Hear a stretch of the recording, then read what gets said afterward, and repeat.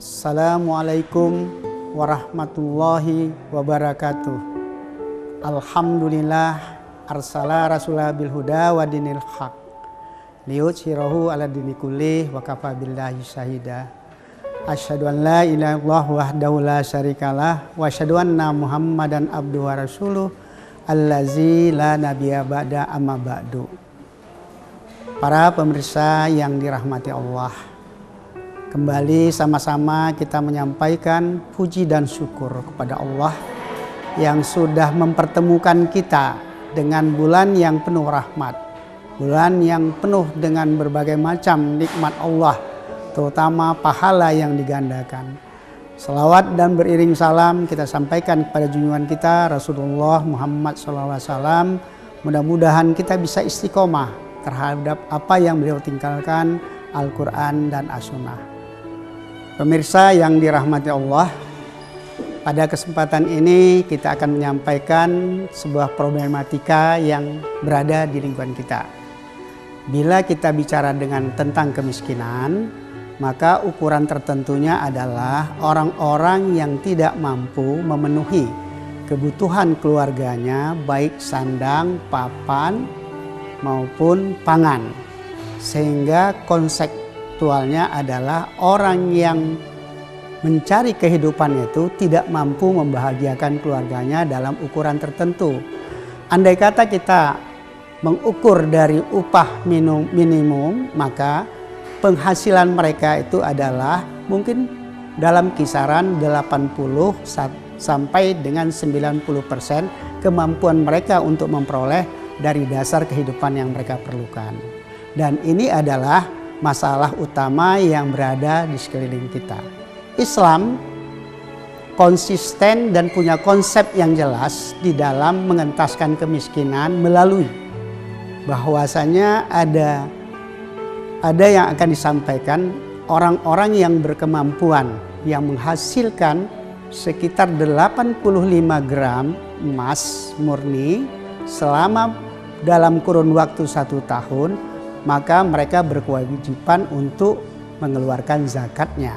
Seandainya mereka tidak berkemampuan untuk mencapai taraf 85 gram emas, mereka juga bisa mengeluarkan infak atau sedekahnya. Inilah yang dinamakan dengan sistem menolong dan gotong royong. Orang-orang yang berkemampuan apabila menunaikan zakat, infak sedekahnya kepada sebuah lembaga, kepada badan amil zakat, maka secara konsisten badan amil zakat bisa merencanakan bagaimana caranya untuk bisa memberdayakan orang-orang yang tidak berkemampuan untuk memenuhi hajat hidupnya.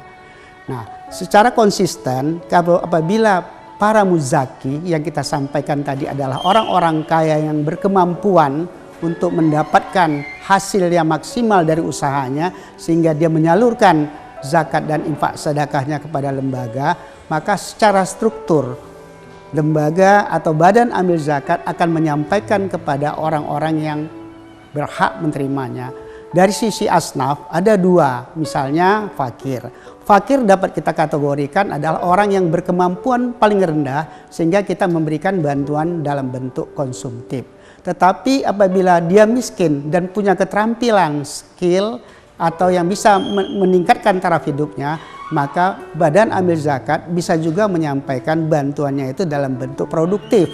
Contohnya seperti memberikan bantuan, bagaimana caranya dia bisa berusaha, membimbing, kemudian juga bisa membimbing, memberikan bantuan teknis, baik bantuan modal maupun bantuan yang lainnya. Sehingga yang diharapkan ke depan, zakat dapat memberikan sebuah bentuk kemampuan bagi orang-orang yang memerlukan sehingga dia terlepas dari kemiskinannya.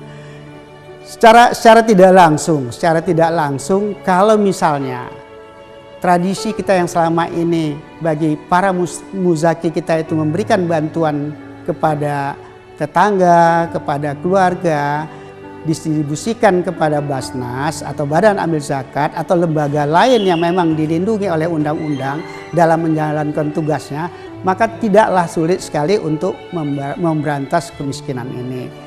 Program-program seperti inilah yang kita harapkan ke depan untuk membantu pemerintah agar kemiskinan ini secara bertahap, secara berkesinambungan dapat dikurangi secara tidak langsung.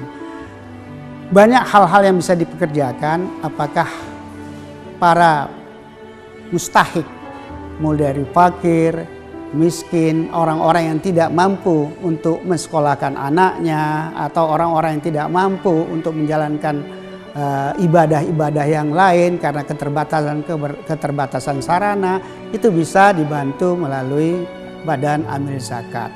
Bapak dan Ibu sekalian, para pemirsa yang dirahmati Allah, secara tidak langsung inilah yang kita harapkan, kelembagaan ini mampu mendistribusikan zakat daripada muzaki kita kepada hal-hal yang bentuknya yang lebih produktif, efisien, dan bermanfaat.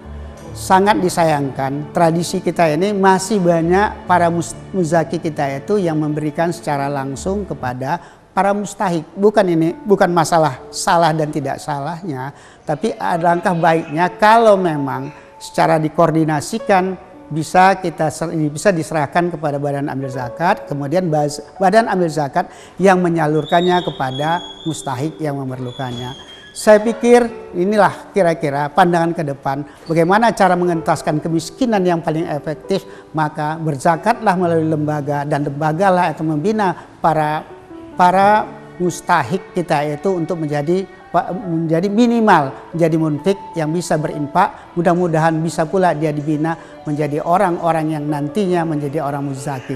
Terima kasih. Wabillahi taufiq wal hidayah. Wassalamualaikum warahmatullahi wabarakatuh.